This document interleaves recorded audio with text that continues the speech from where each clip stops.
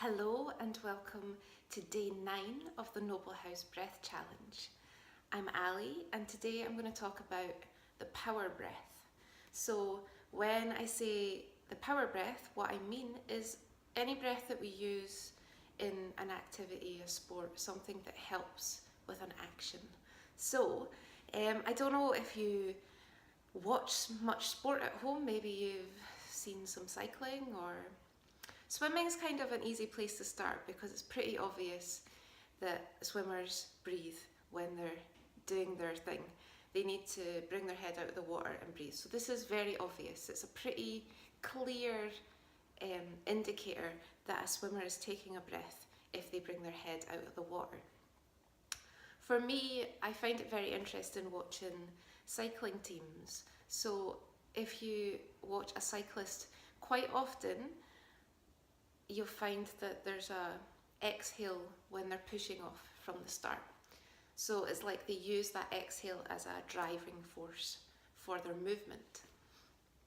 Another sport that has a really clear example of this is tennis. So a lot of tennis players maybe make a grunt or a sound when they hit the ball. This is a vocalized exhale which has force in it. It's kind of accented, it's quite a strong sound for a lot of them. So this is an example of observing a power breath. Why would you want to do a power breath, you may ask? Why would you want to know about it if you're not a sports person? I'm not a sports person particularly, but I do use various different breathing techniques when I'm doing yoga practice. So if you've done any yoga practice, you'll probably have heard some of these terminologies.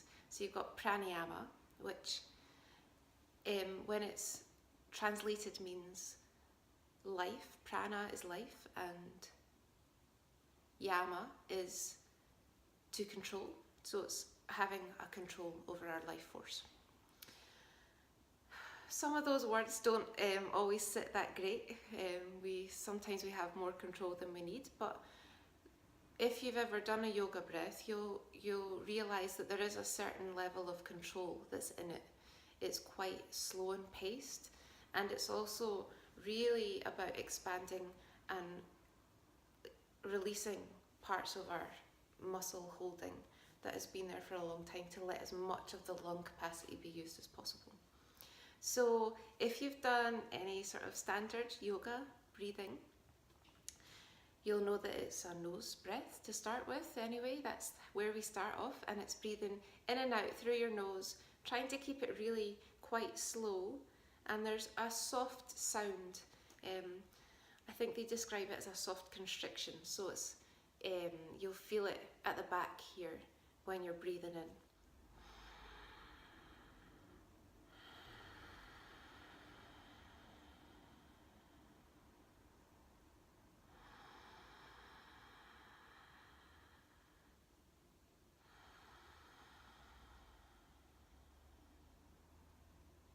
So we have some very good friends who are yoga teachers, and one of the things they talk about as being a thing that people come up against, that their clients come up against as being more difficult, is actually the breathing, which is amazing because the breathing and the deep breath is what will help get into the full, deepest stretch and pose. So one of the things that we do see, and if you do any sort of movement yourself, you may be aware of, that actually when something starts to get difficult or you're starting to feel the burn, sometimes we hold our breath. It's like we're bracing ourselves to keep going, to get to the next bit. This is actually not that helpful. The breath is what will help. So breathing in and out, both parts of the breath are important, and quite often a lot of emphasis is put on the exhale, like I was saying earlier. So even if you have no need or want to do yoga, these breath patterns can be really useful to practice. There are loads of different kinds of pranayama that you can do. So the one that I just did before is the Ujjayi breath, which is used in a lot most or all yoga practices. So what we're going to do is we're just going to practice that one right now. We're going to do 3 long nose inhale and exhales. And all you're going to do is breathe in and out. So go for it.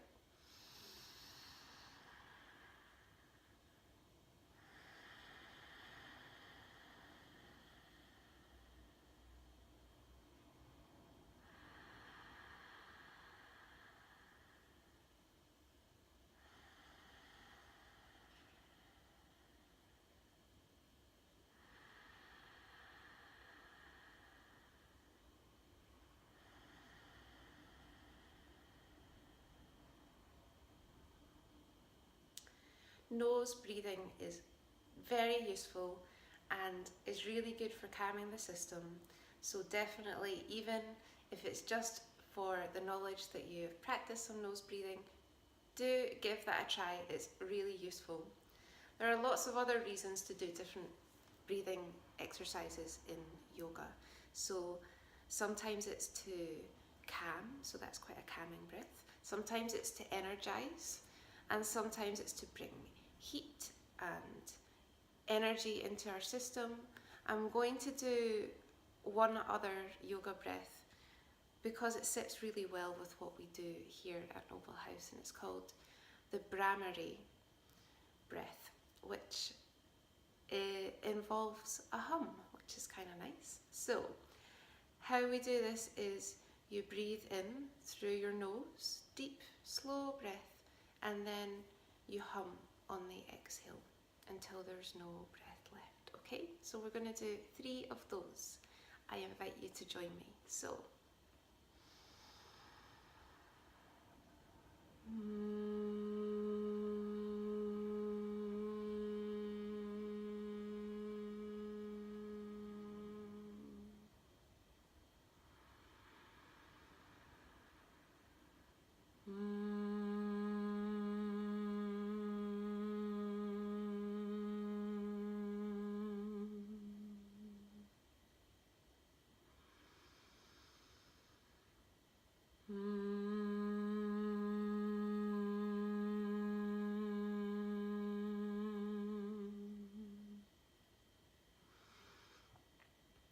So, like with anything that we've done making a sound in our previous challenges, it's not about making the finest quality of sound. It's about creating a vibration, okay? So when we hum, we buzz up vibration in our system, and this can be energizing for our system, which can be really useful on many days. So that is the Brahmari breath. I'm sure it's used in various different kinds of yoga, and do look out and try as many different pranayama breaths as you can. They all come with different benefits, so it's worth giving it a go. So yeah, we talked about some different sports, we talked about some yoga breath, we talked about the power in the exhale, and I am going to leave you with one special exercise that is very much designed here at Noble House, and it's called the windmill breath. And what I'm going to do with this one is I'm going to breathe in, and then I am going to blow out. You're going to see it, and what I would invite you to do is join in.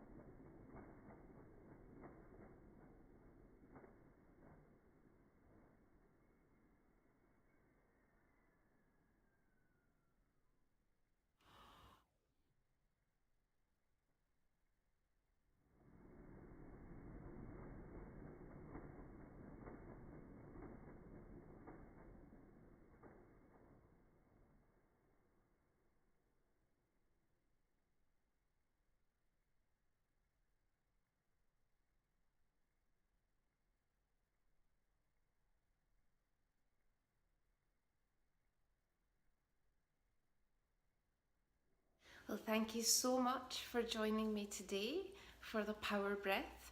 I really hope that some of that was of use for you. And if you have any questions or comments, please do get in touch with us at Noble House. We will see you tomorrow for the last day of our breath challenge.